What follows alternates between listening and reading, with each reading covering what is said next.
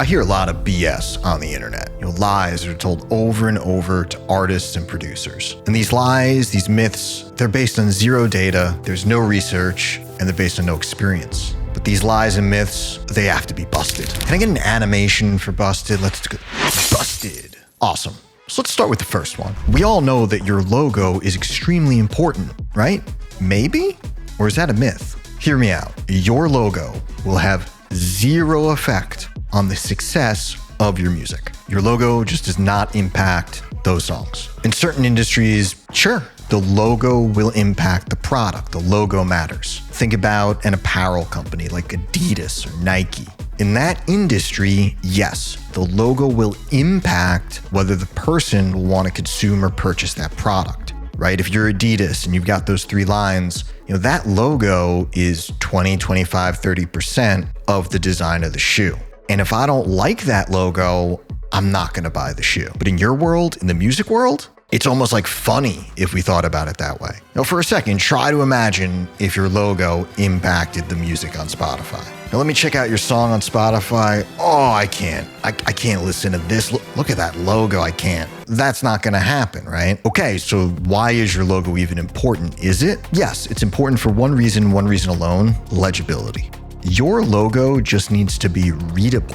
Outside of that, have fun, knock yourself out. Please realize that your logo is going to be very, very, very small when it's viewed by the fans. Sure, you're looking at your logo on your computer, on your desktop, but most people are going to see your logo on a very small screen, on a small phone, in a small window, on a small cover art on Spotify. And if they're looking down and they can't read it, that's a problem. Or someone might be at your show and then they want to check back on the lineup to see who you were, who's this great person I like. And they go to the lineup on their phone, on the small screen, on a flyer that's even smaller, and they can't read your name. That's a problem. So as long as your logo is legible, that's all you have to worry about. Your logo will not make someone love or hate your music. Next lie, the next myth. You need to live in the right city. Listen to me very carefully. It does not matter where you're coming from. It's 2025. Everyone and everything is remote.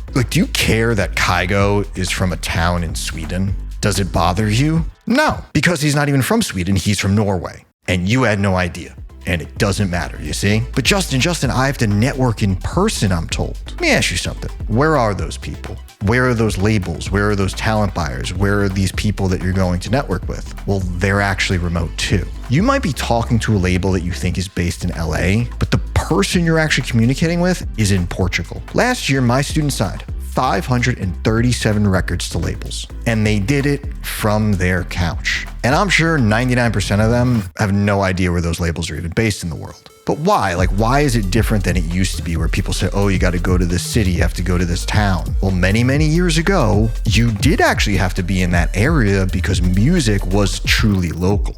You were not going to hear punk music in the 1970s outside of London, New York, etc. The venues and the radio stations where I live, they didn't have that music. So if you wanted that music and you wanted to be involved in that music, you literally had to go to where that music was. But today, anyone can consume your music from anywhere. You will tour all over the world, you'll have listeners all over the world, and you'll work with people from all over the world. And it doesn't matter where you're from. The thing that really helps the most is being part of a community, because a community, especially the ones today that are online, you can connect with people from all over the earth.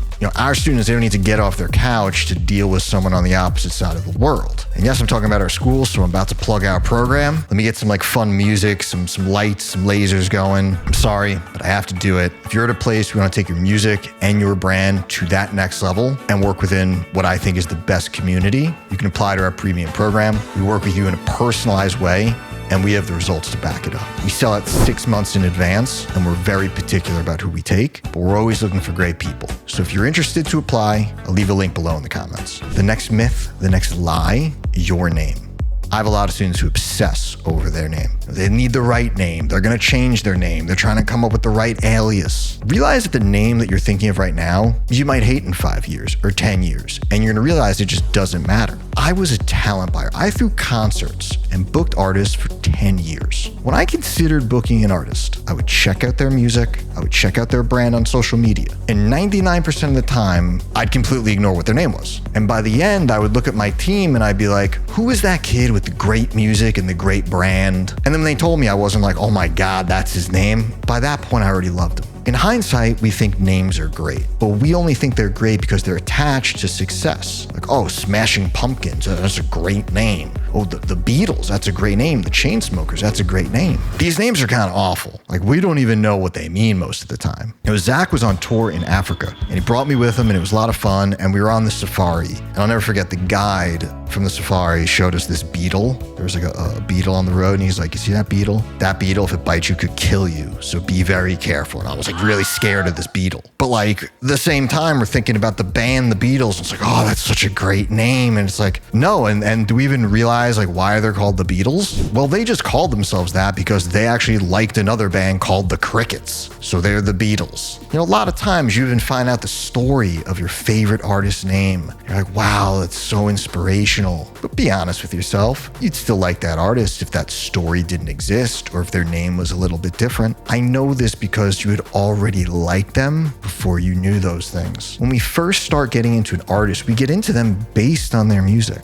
We have no idea about the backstory, about the name, about the logo, about any of these things. It just doesn't matter to you. I tell my artists, when it comes to your name should just be something that you're okay with looking at every day 1,000 times over. Because that's the person who has to deal with it. You do. You're going to see it all day. But the average fan, they're not going to be staring at your name all day. They're not going to be overthinking it. Where did it come from? No. There's some people still accidentally call deadmau 5. Your logo doesn't really matter. Your name doesn't really matter. Where you're from doesn't really matter. Music is the core. That's what matters. And a lot of people are like, but those other things, Justin, they're a part of branding. No, your branding is who you are, your values, what you represent, your passions, the thing you want to express, and those do not equal your logo. If you do need help on those other things, brand, the music, I'll leave a video up here the algorithm specifically chose for you based on those topics. We'll see you in that one.